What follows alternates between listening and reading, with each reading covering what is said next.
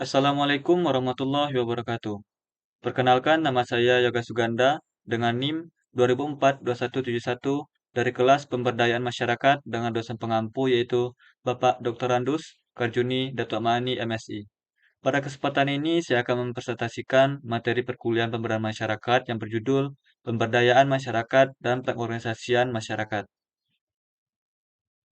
Dalam pembahasan presentasi materi ini, saya membaginya menjadi tiga. Yang pertama adalah pengorganisasian dan pengembangan masyarakat. Yang kedua, partisipasi masyarakat. Dan yang ketiga adalah model pengorganisasian dan pengembangan masyarakat. Penggunaan istilah pengorganisasian dan pengembangan masyarakat diambil dari konsep pengorganisasian masyarakat, community organization, dan pengembangan masyarakat, community development. Istilah community organization terutama lebih banyak muncul dalam kepustakaan yang berasal dari atau berkiblat kepada Amerika Serikat, dan sedangkan community development lebih banyak ditemukan dalam kepustakaan yang berasal dari atau berkiblat dari Inggris. Meskipun namanya berbeda, tetapi isi dan konsepnya adalah tetap sama. Keduanya orientasinya pada proses menuju tercapainya kemandirian melalui keterlibatan atau peran serta aktif dari keseluruhan anggota masyarakat.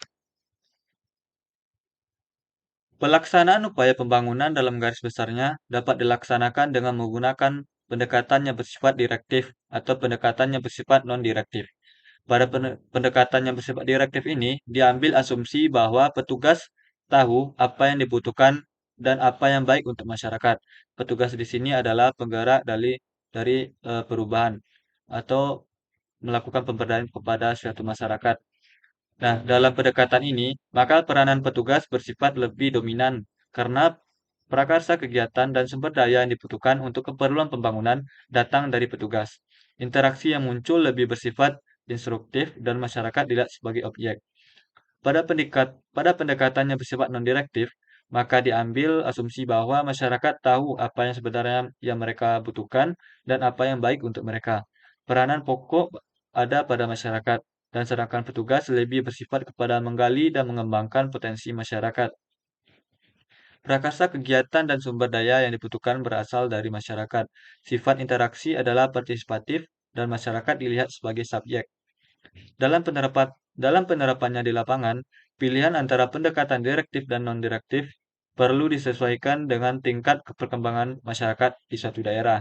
Masyarakat yang sudah mampu mendayagunakan potensi yang dimiliki perlu didekati dengan pendekatan yang non-direktif. Sedangkan masyarakat yang dalam tingkat perkembangannya lebih awal bisa mulai didekati dengan pendekatan direktif. Jadi, secara sistematis hal ini bisa digambarkan sebagai berikut. Berikut terdapat tahapan dalam pengorganisasian dan pengembangan masyarakat ini.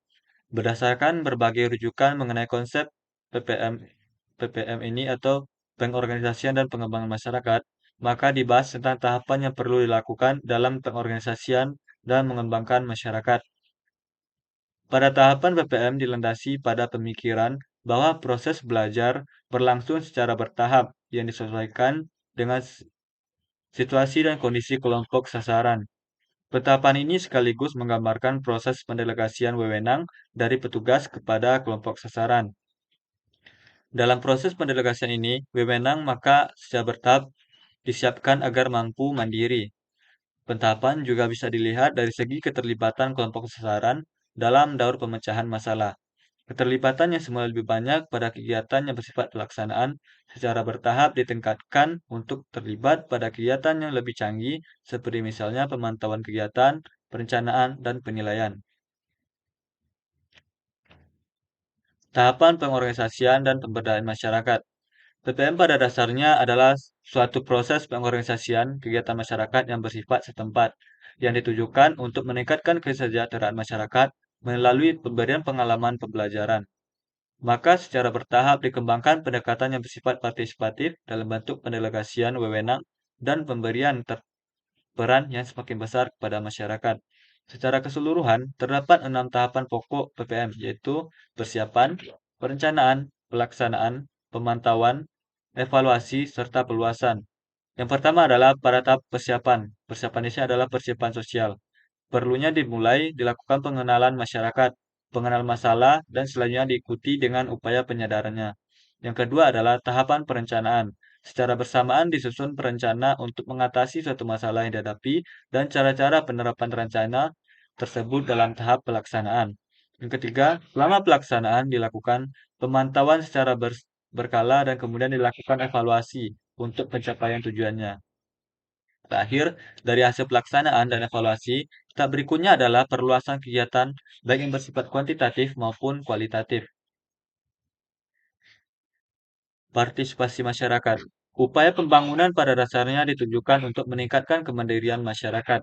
Dan untuk tercapainya kemandirian tersebut, maka partisipasi masyarakat merupakan hal yang mutlak diperlukan. Dalam pengertian partisipasi, maka di dalamnya terkandung tiga komponen. Yang pertama adalah interaksi, yang kedua pengambilan keputusan, dan yang ketiga adalah kesederajatan kekuasaan. Interaksi terjadi antara yang mengajak partisipasi dan yang diajak berpartisipasi dalam satu proses pengambilan keputusan yang mempunyai akibat bagi kedua belah pihak. Dalam prosesnya, dalam proses interaksi ini, kedua belah pihak berada dalam kedudukan yang sederajat. Peran petugas atau penggerak dalam tercapainya kemandirian masyarakat. Yang pertama adalah menumbuhkan keinginan untuk bertindak dengan merangsang munculnya diskusi tentang apa yang menjadi masalah dalam masyarakat tersebut. Yang kedua, memberikan informasi jika dibutuhkan tentang pengalaman kelompok lain dalam mengorganisasikan diri untuk menghadapi hal yang serupa.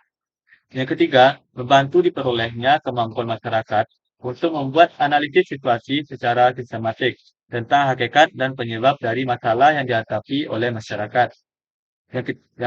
Terakhir, yang itu keempat, menghubungkan masyarakat dengan sumber-sumber yang dapat dimanfaatkan untuk membantu mengatasi masalah yang sedang dihadapi mereka. Sebagai tambahan, dari semua sumber yang memang sudah memiliki masyarakat. Berikut model-model pengorganisasian dan pengembangan masyarakat.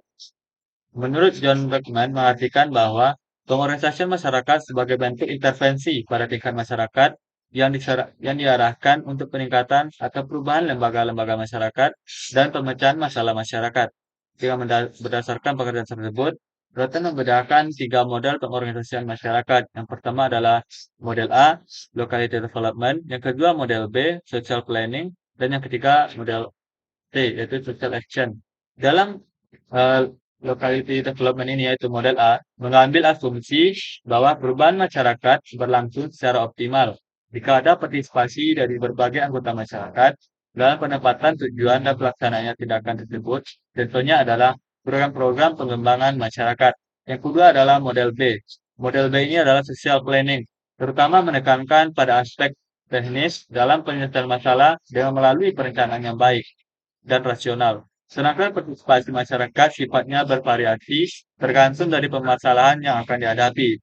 Contohnya adalah kegiatan-kegiatan pembangunan yang disusun oleh Badan Perencanaan Pembangunan. Yang ketiga adalah model C. Model C ini adalah social action, yaitu mempunyai tujuan utama untuk mengadakan perubahan mendasar pada lembaga-lembaga kemasyarakatan. Sasaran utamanya adalah penetapan kembali struktur kekuasaan, sumber-sumber, dan proses pengambilan keputusan dan model ini tampak pada perjuangan dari kelompok-kelompok yang tertindas dalam usahanya untuk memperoleh perlakuan yang lebih adil dan demokratis. Baik, mungkin demikian presentasi dari saya Yoga Suganda. Kalau ada salah dan jangannya mohon dimaafkan. Wabillahi taufiq walhidayah. Wassalamualaikum warahmatullahi wabarakatuh.